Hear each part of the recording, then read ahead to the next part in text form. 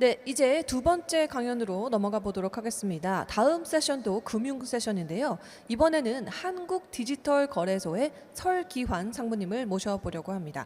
이번 강연의 주제는 블록체인과 금융입니다. 여러분, 큰 박수로 상무님을 모시겠습니다. 따뜻한 환영 부탁드리겠습니다.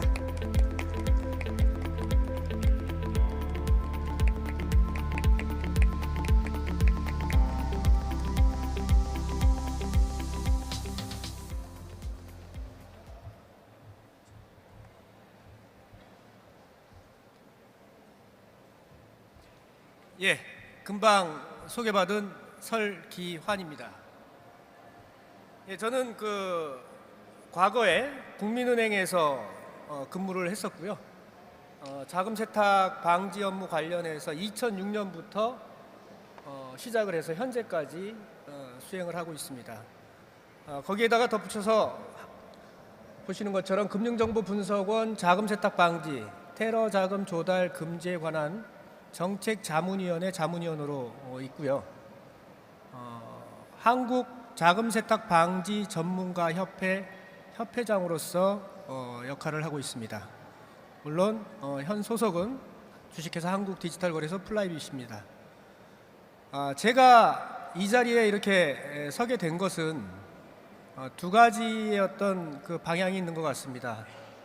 하나는 자금 세탁 방지, 즉 가상자산 사업자가 준수해야 될 컴플라이언스 체계에 관한 부분과 그리고 디지털 거래소에 근무하는 직원으로서 바라보는 어떤 역할, 두 가지 부분으로 맥락을 만들어 보면 될 것 같습니다.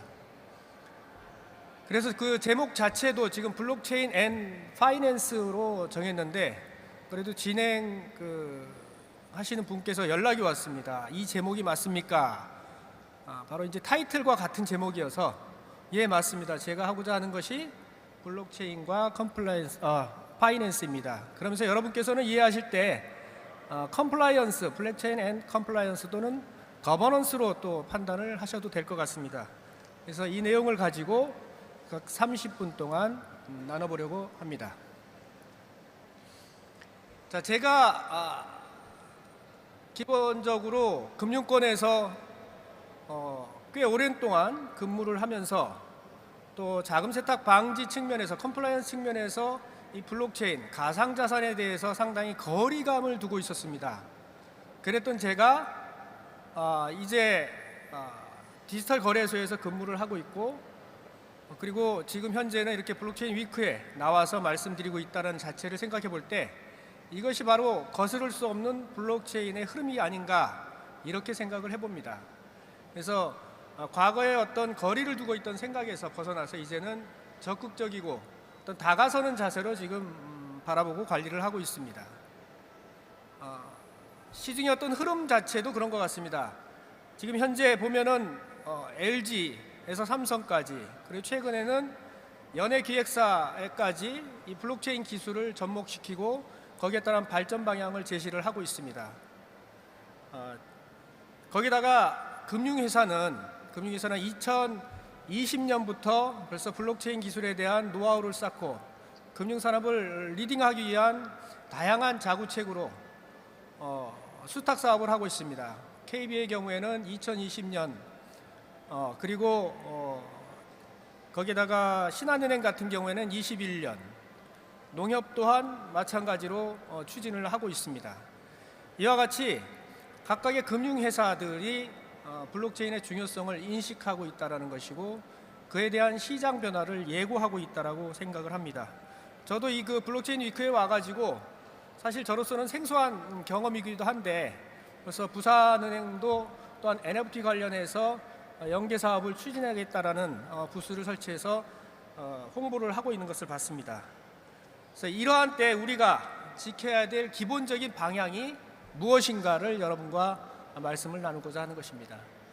자, 제가 이제 제 주요 경력 중에 하나가 자금 세탁 방지 업무라고 했는데 자금 세탁 방지라는 것 자체는 법률에 나와 있는 목적을 보면 자금 세탁과 공중협박 자금 조달, 즉 테러 자금 조달 금지를 통해 가지고 건전하고 투명한 금융거래 질서를 만든다라는 이러한 그 목적을 가지고 있습니다. 그런데 우리 자본시장법은 좀 결을 달리합니다. 어떤 그 산업의 발전 육성을 위해서 만들어진 법입니다. 즉 출발선상이 다름을 알 수 있습니다. 그러면서 자금 세탁 방지는 우리나라에만 있는 어떤 고유의 통제 체계가 아니라 글로벌 통제 체계입니다.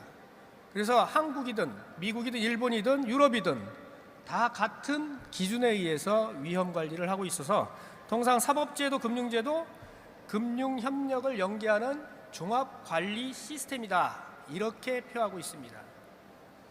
그러면서 그 종합관리 시스템인데 어떻게 글로벌이 공통의 기준을 가지고 관리를 하느냐, 그 출발은 FATF에 있습니다. FATF는 국제자금세탁 방지기구입니다. 여기서는 총 38개 회원국이 있는데 그 회원국들이 자금 세탁 방지제도에 대한 이행 현황을 종합적으로 리딩을 하고 있고, 현재는 전 세계 국가들이 이를 따르고 있습니다.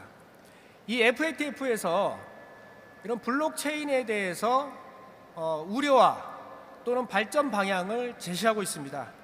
자, 블록체인은 전 세계의 가치를 빠르게 전송할 수 있는 혁신 기술이다. 그리고 금융의 지평을 획기적으로 변화시킬 수 있다.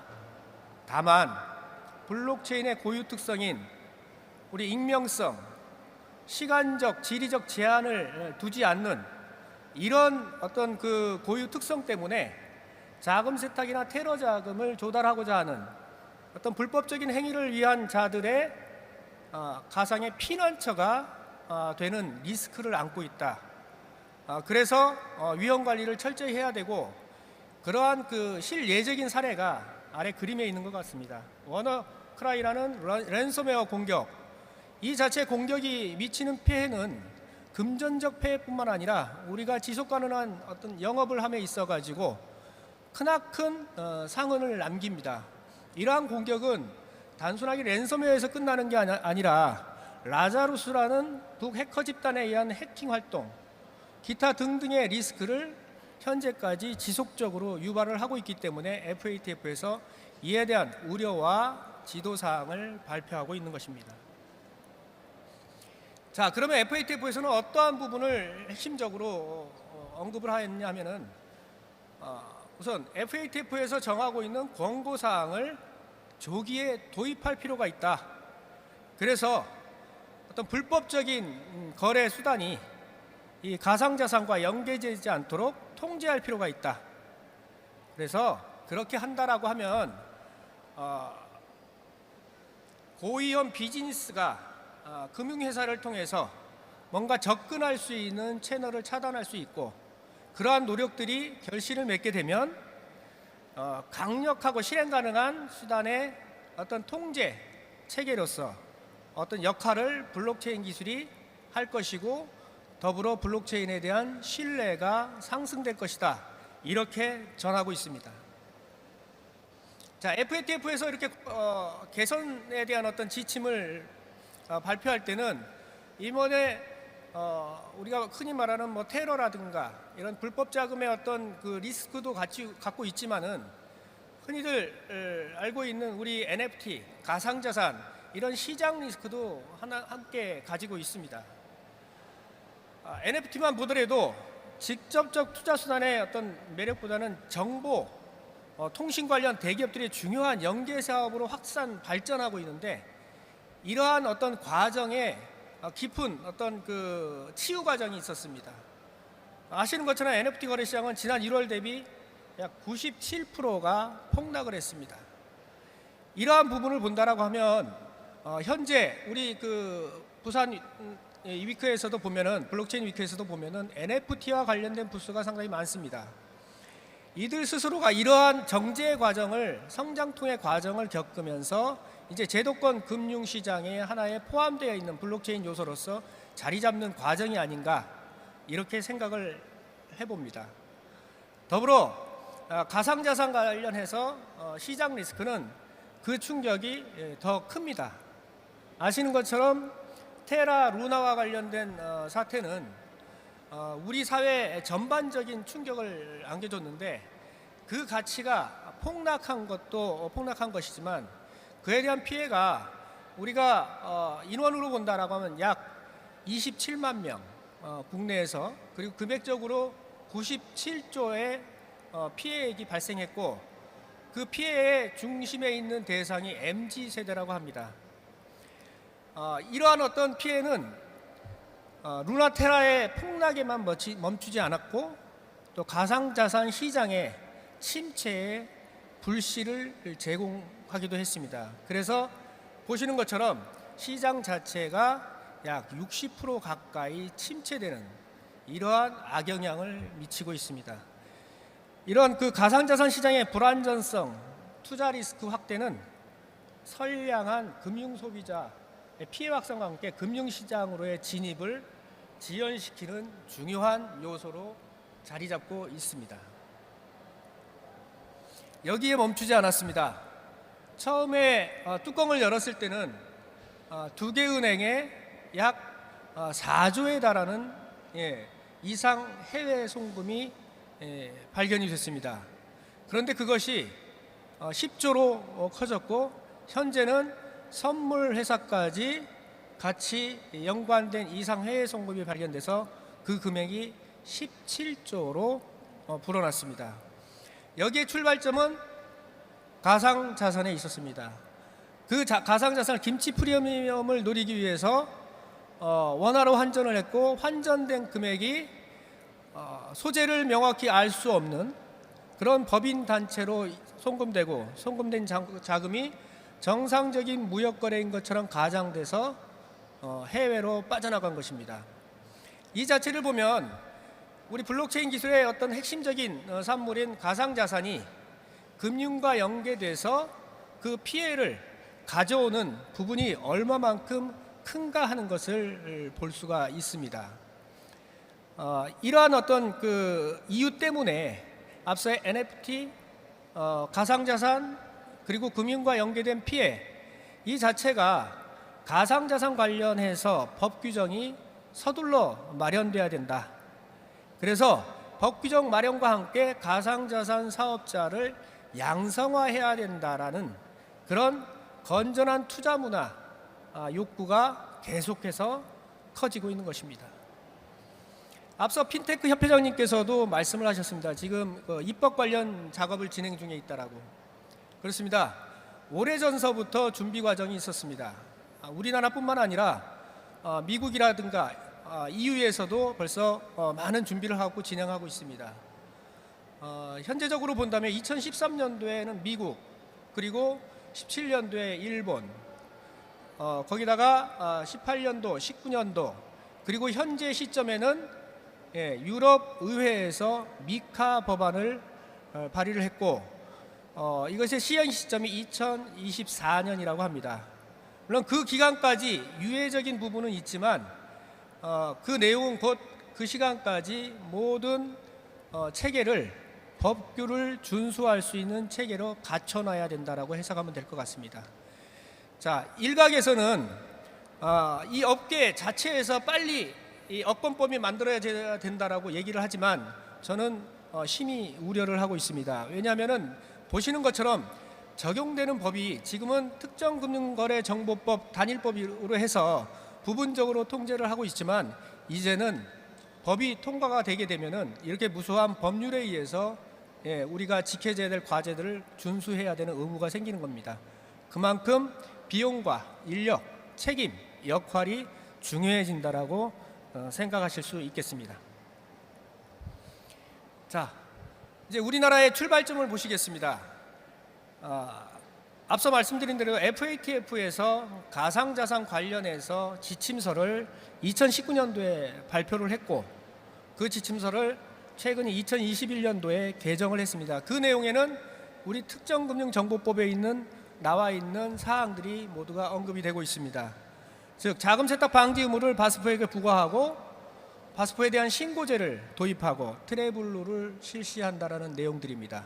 이러한 조치 자체가 다른 국가에 비해서 빠른 것 같으나 대응에 있어서는 단계적인 어떤 추진이기 때문에 결코 우리에게 그렇게 불리하거나 어떤 취약점을 크게 확대시키지는 않는다라고 생각을 합니다. 트래블룰을 간단하게 설명드리겠습니다. 트래블룰이라고 하면은 가상자산 사업자와 가상자산 사업자 간에 가상자산을 이전할 때 우리가 정보를 주고받는 사항입니다. 즉 투명한 가상자산 거래를 보장하기 위한 것이죠. 자, 이 가상자산 거래를 보장하는데 조건이 있습니다. 상대국과 상대 거래소와 같은 조건의 법률 체제 아래 있어야 됩니다. 그래서 이에 대해서 FATF에서 설문조사를 실시를 했습니다. 그래서 올해 6월 달에 발표한 내용인데 회원국들 98개국을 설문조사해서 확인한 결과 트래블룰이 적용된 국가가 11개국에 불과합니다. 입법 국가는 29개국, 준비 중인 국가는 약 20여 개국. 아직 멀었다라는 것이죠. 우리는 법을 적용해서 준수를 하고 있는데 상대국은 아직까지 체계가 마련되지 않았다는 것입니다. 그랬을 때 우리는 올바른 금융거래 질서를 유지하고자 하나 상대국의 상대 거래소의 통제 체계가 신뢰할 수 있는 통제 체계인지, 즉 신뢰할 수 있는 정보인지, 우리의 고급 정보가 나갔을 때 그들이 안전하게 보관 관리할 수 있는지, 이러한 의문점이 들기 때문에 상당히 우려가 되는 부분이기도 합니다. 하지만 이러한 통제 체계 자체가 우리가 건전한 어떤 문화를 만들어 나가는 데서 상당히 역할을 크게 한다라고 볼 수도 있겠습니다. 물론 거기에 따라서 우리 금융감독 당국도 상당히 빠른 행보를 보이고 있습니다. 자, 금융정보분석원에는 심사분석실, 제도운영과 기획행정실 등 관련 부서가 있습니다. 그 조직에서 자금 세탁 방점을 통제 관리하는 데가 제도운영과인데 거기에는 10여 명이 안 되는 직원들이 근무를 하고 있습니다. 그 직원들이 약 5천여 개의 금융회사를 관리를 하고 있습니다. 그런데 가상자산 검사과는 약 10여 분 이상의 직원분들이 계십니다. 그런데 그분들이 현재 어떤 신고수리 과정을 통과한 기준으로 본다라고 하면은 36개의 가상자산 사업자를 관리하고 있는 것입니다. 5천 개와 38개, 인원은 비슷한데 그렇다라고 하면 곧 이 업권의 중요성, 관리의 중요성을 정부가 인식하고 있고 그것을 따라주기를 바란다는 것입니다. 벌써 행보는 빨라졌습니다. 특정금융정보법에 따라 미신고 가상자산 사업자에 대해서 벌써 IP 중단 조치를 취한다는 등 또는 수사기관에 수사 의뢰를 요청하는 등 이러한 어떤 액션을 취하고 있고 거기에다가 원화 계좌를 가지고 있는 가상자산 사업자에 대한 직접적인 검사 감독을 실시했습니다. 아주 빠른 행보입니다. 제재심의위원회까지 열렸다는 언론 보도를 볼 수가 있습니다. 그리고 거기다 추가해서 주요 위반 사례에 대해서도 발표를 했습니다. 사실 이 위반 사례를 보면 기존의 금융회사에서 발생될 수 있는 위반 사례하고 큰 차이가 없습니다. 자, CDD를 해야 된다, 즉 고객 확인 의무를 해야 된다, 여기에 대한 소홀, 그리고 실제 소유자를 확인해야 된다, 소홀 사례, 의심되는 거래 보고를 해야 된다, 소홀 사례, 일반 금융회사에서도 지속적으로 문제가 발생되는 부분인데 이 부분을 가상자산 사업자에게 제재를 하기 시작을 한 겁니다. 즉 법을 적용함에 있어 가지고 예외가 없다. 현재 법이 발효된 것은 바로 얼마 되지 않았지만 현 시점에 법 발효된 시점부터 준수 체계를 마련하고 철저하게 준수해 나가야 된다라는 부분을 설명하고 있는 것입니다. 그렇기 때문에 이 블록체인이라는 기술을, 내재된 기술을 관리하는, 그 속에는 증권으로 판단이 돼서 가상자산으로 유입이 될지 아니면은 지금과 같이 지속적으로 관리가 될지 그것은 방향성은 모르겠지만 여하튼 NFT가 됐건 가상자산이 됐건 통제체계 범위 안에 들어오는 것은 분명할 것이고 우리 관련 업자들이 준비해야 된다는 것도 분명합니다. 화면에 이번 행사의 어떤 중심이 되는 바이낸스 FTX 후오비의 그림이 있습니다. 부산광역시에서 MOU를 체결을 했죠.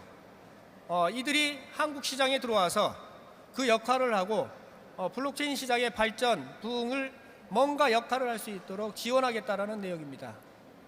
자, 저도 의구심이 가졌습니다. 국내 사업자도 신고 수리의 과정을 거치는데 이들 사업자는 없습니다. 아직 못 받았습니다.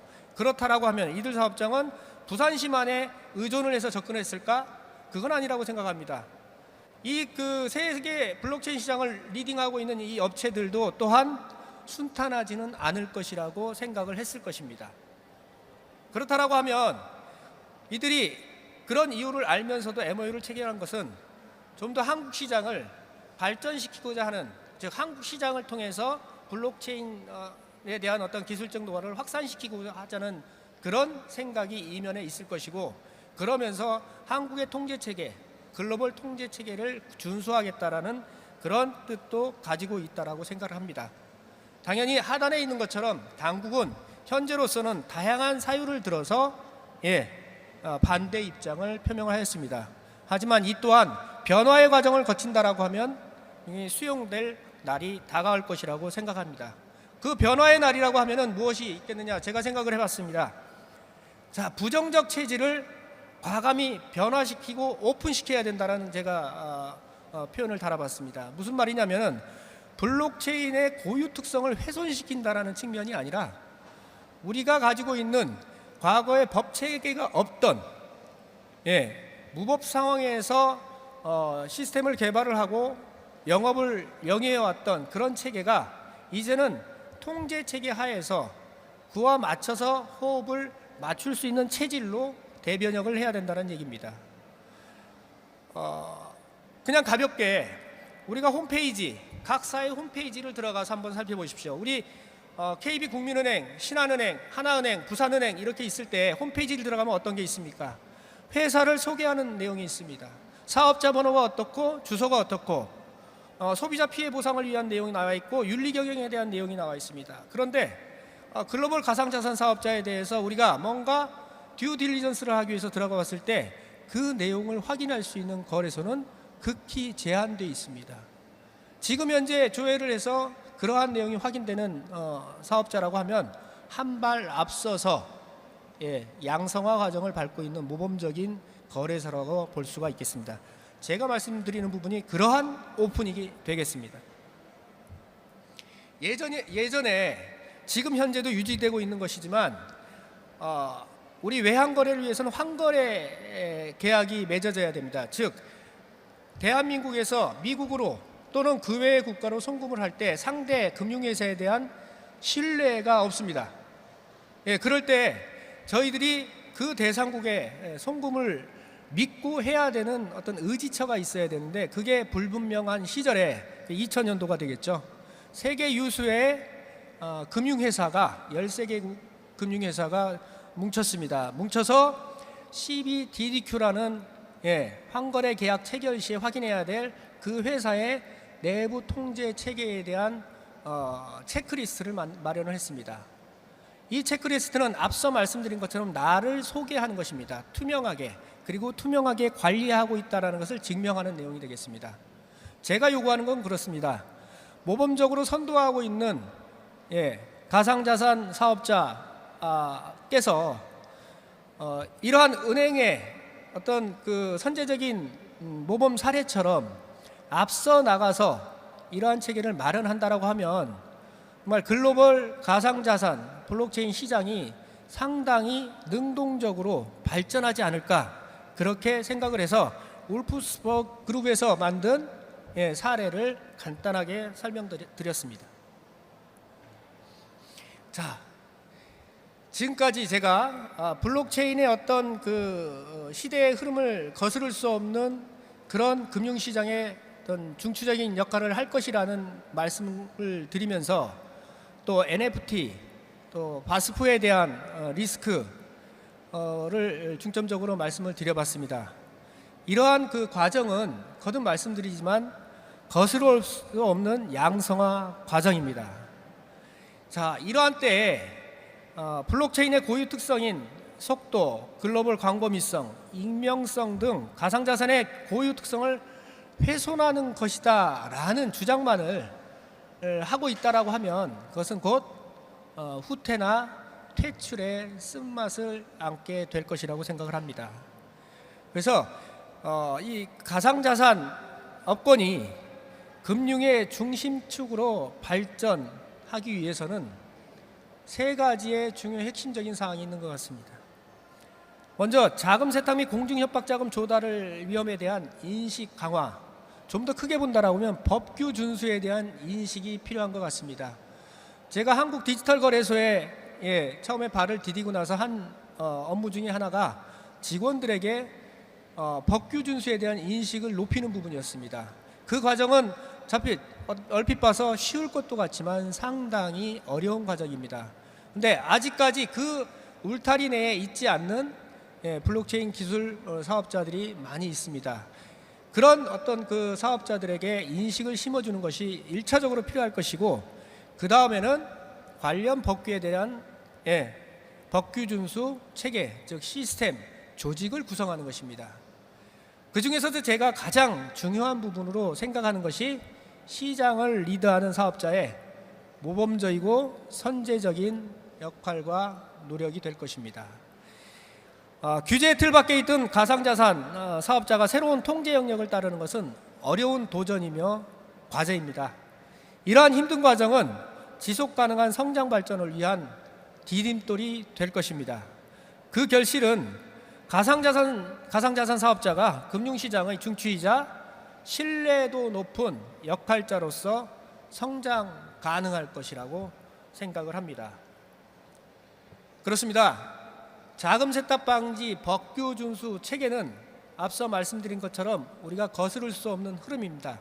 이럴 때 우리 스스로가 능동적으로 받아들이고 능동적인 통제 체계를 갖춘다라고 하면 금융당국에 또는 법 체제에 있어서 그 두려움이 지금보다는 훨씬 가벼워질 것이라고 생각합니다. 그래서 우리 블록체인 위크에 참여하신 또는 가상자산과 관련된 사업을 영위하는 모든 사업자가 이러한 리스크에서 빨리 벗어날 수 있도록 나름의 관리 체계를 마련하기를 기대해 봅니다. 이상 말씀을 마치겠습니다. 네, 여러분 설기원 상무님께 큰 박수 부탁드립니다. 가상자산 리스크 해지를 위한 관리 체계, 규제 체계에 대해서 설명을 꼼꼼하게 해주셨습니다. 정말 감사합니다.